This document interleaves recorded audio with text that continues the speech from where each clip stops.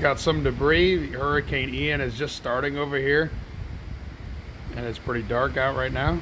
Got the flashlight to kind of help you guys see.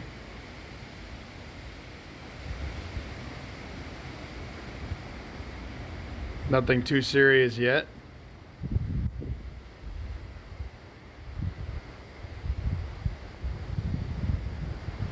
Yep, those are the biggest branches that have fallen so far.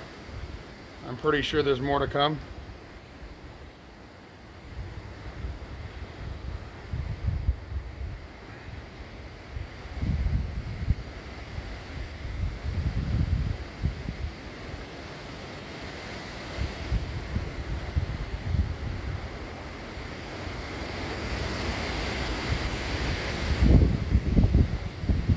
Yep, definitely starting to pick up, guys.